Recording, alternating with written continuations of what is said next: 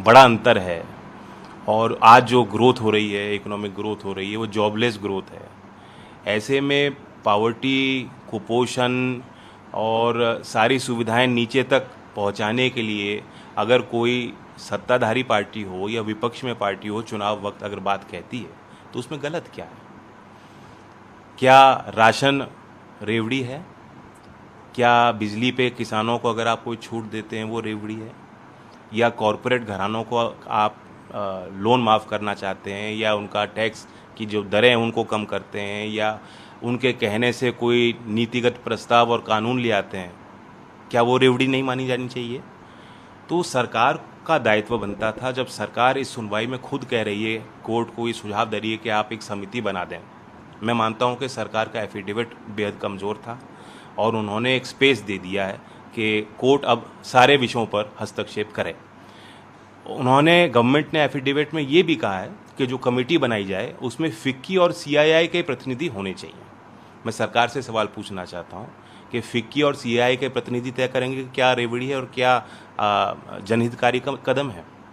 तो ये जो सरकार की एक मंशा है, इससे जाहिर होती है और इसलिए मेरा विरोध है। दो चीजें हैं, जन कल्याण योजनाएं आज से नहीं कई वर्षों से चल रही हैं, अब एक नया उसमें ऐड ऑन हो गया है फ्रीबीज, तो ये तय कौन करेगा? बिल्कुल किसी की कोई अथॉरिटी नहीं है, अल्टीमेट अथॉरिटी जनता होती है। मेरा ये मानना है कि आप चुनाव आयोग सब पॉलिटिकल पार्टीज़ को बुलाए, सुझाव ले, और चुनाव आयोग ये कह सकता है कि जब चुनाव घोषित होते हैं उसके एक हफ्ते 10 दिन के अंदर सारी पार्टियां जो मैनिफेस्टो घोषित करना चाहती हैं वे घोषित कर दें, ताकि मुद्दों की बात जो है वो जनता तक पहुंच जाए। अगर मतलब यही एक चिंता का विषय बन रहा है, कोर्ट भी इसको लेकर संज्ञान में आया है कि जो असल मुद्दे हैं उन पे राजनीति नहीं होती। सेंटर ने अपने कोर्ट में ये भी कहा कि मैनिफेस्टो में कुछ बात अलग लिखी जाती है लेकिन कैंपेन स्पीचेज में दूसरी बात आ जाती है, जो रेवड़ी की टिप्पणी है। तो इसलिए अगर आप मैनिफेस्टो पे और चाहते हैं कि गंभीरता से उसे लिया जाए तो समय पे मैनिफेस्टो घोषित हो जाए। इस तरह का प्रस्ताव चुनाव आयोग ला सकता है। लेकिन ये कहना कि हम बैन कर देंगे कि कोई भी पार्टी, पॉलिटिकल पार्टी कोई घोषणा ना कर पाए। अब रेवड़ी और लॉलीपॉप में क्या अंतर है? लॉलीपॉप तो आप दे रहे हो, हम लोग रेवड़ी खिला दें तो क्या बात होगी? रेवड़ी तो बड़ी अच्छी मिठाई है, हमारे मेरठ की प्रसिद्ध है, सब लोग खाते हैं। तो जहाँ इतनी असमानताएं हैं, उन असमानताओं को दूर करने के लिए, गरीब के कल्याण के लिए काम होने चाहिए। आपको ऐसा लगता है कि चूंकि आप अपर हाउस के सदस्य भी बन गए हैं और इस विषय पर एक बिल आना चाहिए जिससे कि देश में एक कानून बने कि जो लोग फ्री मुफ्त में अगर रेवड़ियाँ बांट रहे हैं और वोट ले रहे हैं तो उसके ऊपर कानूनी शिकंजा कसे? नहीं, बिल्कुल भी नहीं। अल्टीमेट अथॉरिटी जनता होती है। जनता के अदालत में चुनाव के वक्त अगर कोई वादा करता है तो उसे पूरी तरह से तोल मोल करके ही जनता वोट करती है। अगर जनता को वो चीज़ स्वीकार है तो लोकतंत्र के हित में वो चीज़ है। यही बीजेपी है जो यूपी के चुनाव में इन्होंने किसानों के लिए कहा था कि किसान के घर में बिजली का बिल नहीं आएगा, बिजली पे हम छूट देंगे। और आज इलेक्ट्रिसिटी एक्ट को लोकसभा में इस पिछले सत्र में सरकार पेश करना चाहती थी। और अब इस रेवड़ी के पीछे भी मुझे लगता है यही मंशा है कि उस बिजली के नए कानून को सरकार पास करना चाहती है। आपने देखा है कि सरकार ने अपने एफिडेविट में ये भी प्रस्ताव दिया कि सीआईआई और फिक्की के साथ साथ बिजली विभाग के अधिकारी भी उस समिति में रखे जाने चाहिए। निर्मला सीतारमन जी ने भी बयान दिया कि बिजली के संबंध में कि बिजली पे आप जब छूट देते हैं तो जो वितरण की जो हमारी कंपनियां हैं उनका घाटा बढ़ जाता है। इस तरह के बयान लगातार सरकार की तरफ से आते रहते हैं। तो मैं पूछना चाहता हूं कि जो आपने यूपी के मतदाताओं को, जब अमित शाह जी ने कहा था कि किसी किसान के घर में बिजली का बिल नहीं आएगा, तो क्या वो रेवड़ी थी या लॉलीपॉप था, क्या था? कोर्ट ने एक बात संज्ञान में लेते हुए ये कहा है कि जन कल्याण योजनाएं और उसके अलावा जो फ्री बीज हैं, फ्री बीज की वजह से देश पे जो आर्थिक बर्डन है वो बढ़ रहा है। बिल्कुल, कॉर्पोरेट टैक्स जो आपने छूट दे दिया, लाखों करोड़ का नुकसान हो रहा है, वो फ्रीबी तो है।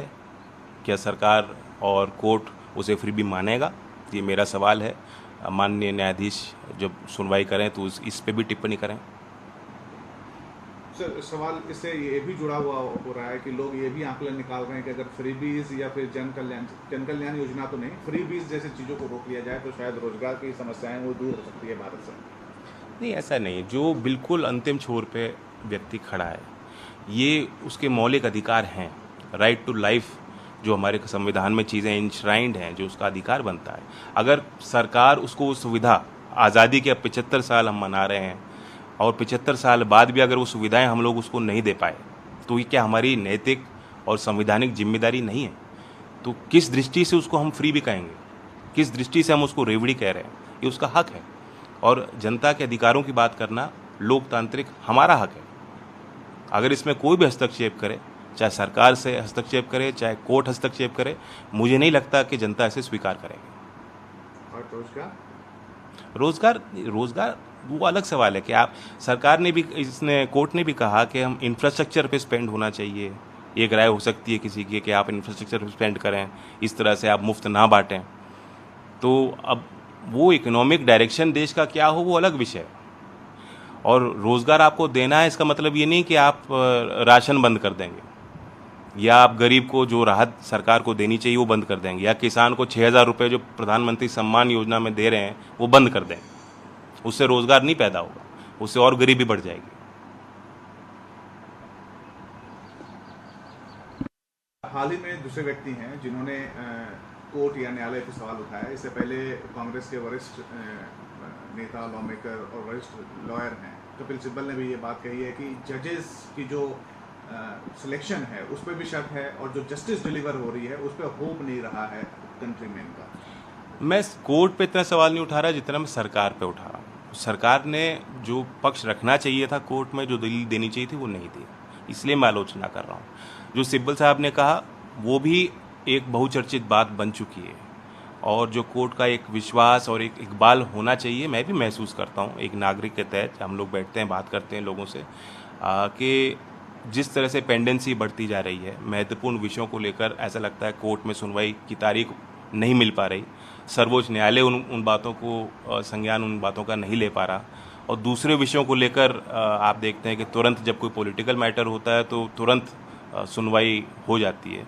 इन सारी चीज़ों की चर्चाएं ज़मीन पे भी होती हैं, और जो कपिल सिब्बल जी ने बात कही है वो किसी को बुरी लग सकती है, और क्योंकि वो सीनियर लॉयर हैं, वो अंदर सारे सिस्टम को जानते हैं, उन चीज़ों को जानकर ही उन्होंने बात कही होगी, लेकिन उन बातों में कुछ न कुछ सच्चाई भी आम जनता मानती है कि यह हाँ सही बात कह रहे हैं। तो ये एक चिंता का विषय है, इसमें कोर्ट्स को भी सोचना चाहिए, जुडिशियल रिफॉर्म भी इस देश में होना चाहिए, किस तरह से हम कोर्ट में जो पेंडेंसी है, क्योंकि justice delayed justice denied.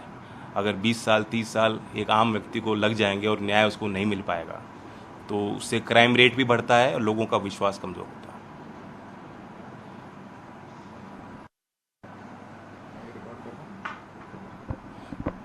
Bihar की पॉलिटिक्स में आपने देखा कि आरजेडी, नीतीश कुमार दोनों सामने आए और सरकार बनाई, और एनडीए का अलायंस तोड़ दिया उन्होंने। लगातार अब लोगों की उम्मीदें हैं कि ये सरकार जो अपने वायदे किए थे वो पूरा करें। देखिए, अभी सरकार नई बनी है, मैं पहले तो बधाई देता हूँ आदरणीय नीतीश जी को और तेजस्वी जी को भी, और आरजेडी और उनके जेडीयू का जो एक नया गठबंधन बना है, उससे एक नई उम्मीद पूरे देश में जागी है, और पूरा समूचा विपक्ष देश भर का मजबूत होगा। नीतीश जी के नेतृत्व में जिस तरह से बिहार में उन्होंने विकास किया है, हम सबको विश्वास है कि वो विकास आगे और बढ़ेगा। मैं बधाई उनको देता हूँ।